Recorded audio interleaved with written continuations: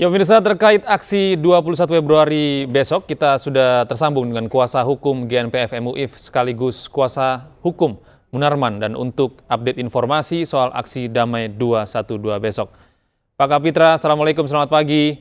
Waalaikumsalam, selamat pagi. Ya Pak Kapitra, boleh dijelaskan aksi damai 212 besok akan seperti apa Pak? Apakah akan ikut atau tidak Pak besok Pak?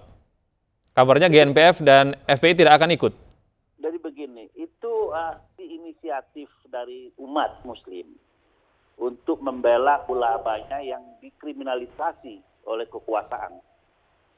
Jadi, karena itu inisiatif umat untuk membela, tentu tidak elok kalau ulamanya berada di tengah-tengah yang dibela.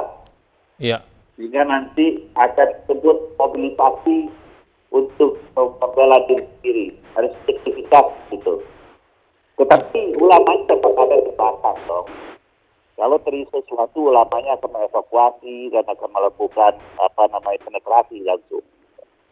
Jadi biarkanlah umat berjalan dengan kemauan dan pikirannya sendiri. Karena Islam ini milik semua, bukan milik hanya ulama. Sehingga kekuatan umat Islam itu sebenarnya ada pada umat, bukan pada ulama. Jadi artinya sebagai guide saja. Artinya FPI dan GNPF sebenarnya merestui aksi ini ya Pak ya? Loh, kita mendukung aksi ini karena aksi ini lahir dari kebatinan umat Muslim. Lahir dari kebatinan umat Muslim, inisiatifnya sendiri gitu ya. Tetapi kita ya secara kelembagaan yaitu tentu karena kita orang yang dibela, tentu kita menunggu saja hasil pembelaan itu. Begitu. Ya, dari GNPF dan FPI, harapan dari aksi damai besok itu akan seperti apa Pak? Karena aksi ini kepada bukan aksi ya ini penyampaian aspirasi ke lembaga rakyat. Karena DPR itu Dewan Perwakilan Rakyat, representasi dari masyarakat, supaya orang yang ada di DPR itu jangan hanya diam, harus ada action ketika rakyat yang diwakilinya dimarginalisasi dan dipolitisasi serta dikriminalisasi. Kita hanya mengingatkan, membangunkan DPR yang mewakili rakyat itu untuk melakukan sesuatu agar negara ini kembali ke jalan yang benar, menegakkan hukum dengan tidak melanggar hukum. Bentuk konkretnya akan seperti apa Pak yang diharapkan dari perwakilan rakyat yang ada di DPR MPR? Pertama, negara ini jangan mendominasi politik dalam hukum yang melahirkan politisasi hukum yang kita sebut kriminalisasi. Itu yang pertama. Ya. Kedua, negara harus menegakkan hukum untuk dirinya sebagai contoh akhlakul karimah bagi masyarakatnya. Yang penista agama yang menjadi terdakwa konstruksi hukum pidana, khususnya KUHP, itu tidak mengenal batas minimum. Ketika orang membunuh seseorang itu hukuman ancamannya hukuman mati. Nah, ketika orang menista yang didakwa berdasarkan pasal 56A itu ancam maksimal 5 tahun.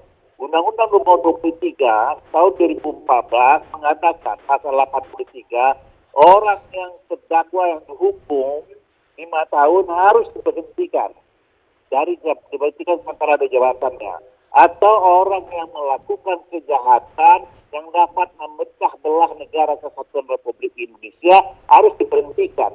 Replik Jaksa Penuntut Umum mengatakan bahwa terdakwa penista agama Basuki Cahayapurnama potensi atau dapat memecah belah negara kesatuan Republik Indonesia. Itu sudah menjadi suatu ukuran bahwa Presiden harus memberhentikan Basuki Cahayapurnama sebagai gubernur DKI. Ini yang dituntut, ya. Baik. Kita tidak masuk ranah politik, tapi kita meminta hukum ditegakkan dalam equal, gitu. Kira-kira untuk aksi besok ini atau penyampaian aspirasi ini, Pak Kapitra akan hadir di lokasi, Pak? Saya akan hadir di News TV besok. Besok di mana? Saya akan ada di News TV. Oke, Saya besok baik. di Kami akan tunggu Pak Kapitra. Pak Kapitra, saya justru begini Pak. Pak, ya. ini kan artinya besok ini akan ada aksi damai ya Pak ya, akan mengerahkan sekitar 10.000 Pak, betul Pak? Oh, saya pikir bukan 10.000, mungkin kalau bisa 10 juta. Baik.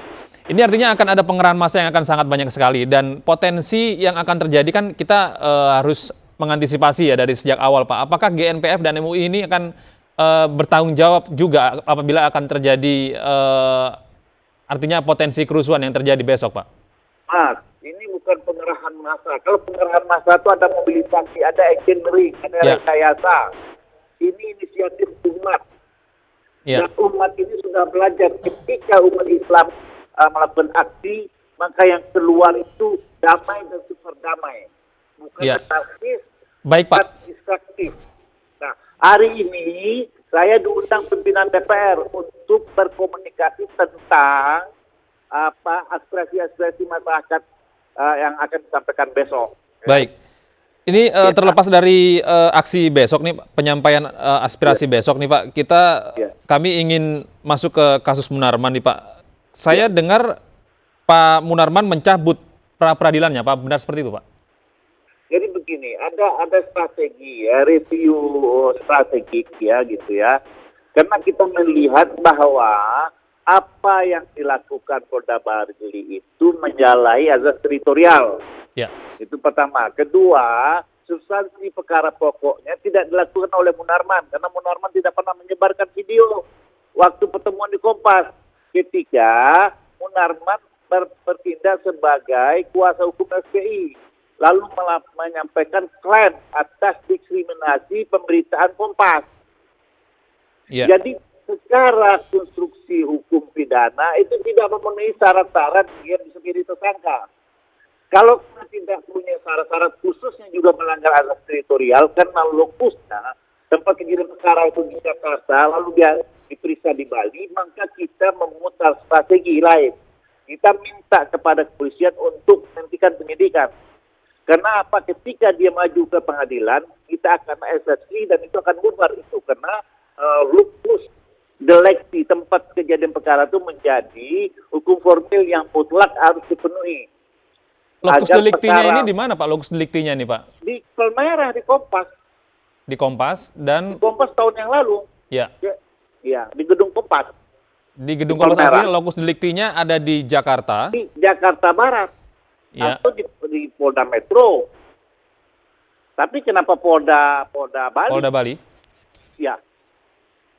Polda Bali yang menyidiknya. Nah, tempat kejadian perkara itu menjadi hal yang sangat fatal dan vital dalam proses criminal justice system. Baik Pak, dengan adanya pencabutan pra-peradilan ini artinya apakah Munarman akan masih terus mengikuti proses peradilan atau seperti apa Pak? Penyidikan maksud kami Pak? Kita minta ya bahwa unfair trial by law ini dihentikan, itu dulu. Kita minta kepada pihak penyidik. Kedua, orang tidak boleh dihukum kalau tidak ada undang-undang yang dilanggarnya. Ini azas legalitas yang tidak boleh ditabrak oleh siapapun. Baik. Kita akan minta supaya di SP3-kan. Pak, gitu. Pak, ini kan artinya dari Polda Bali ini kan ada upaya untuk ada penghinaan kepada pecalang ya Pak ya. Nah ini sebenarnya kalau boleh diceritakan di bagian mana Pak yang disangkakan sebagai sebuah bentuk penghinaan kepada pencalang ini Pak?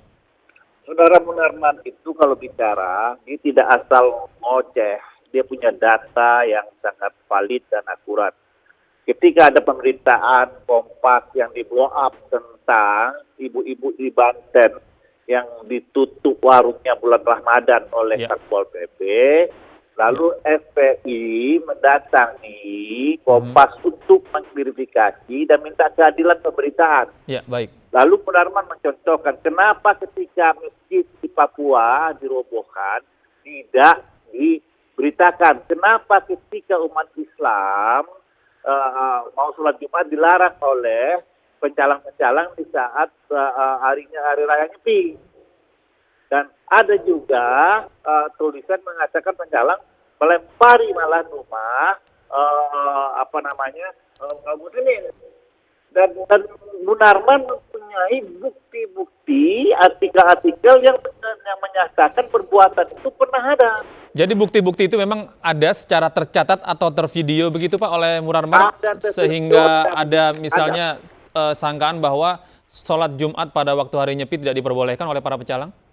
Iya, ada itu dan diserahkan kepada polisi, kepada penyidik. Iya. Ada bukti-bukti. Bukti-buktinya ada ya Pak ya? Kepada penyidik. Sudah, bukti-buktinya akurat dan valid. Ya, ada artikel juga menulis bagaimana rumah-rumah orang Islam dilempari batu. Itu ada datanya, ada artikelnya, orang Bali itu yang menulis tentang itu. Dan itu telah diserahkan Munarman ke penyidik Polda Bali. Ya. Gitu. Ya. Artinya ini lokus deliktinya ada di Jakarta, tuntutan untuk perkara pidananya ada di Bali ya Pak ya, dan ini akan mencoba untuk di SP3-kan ya Pak?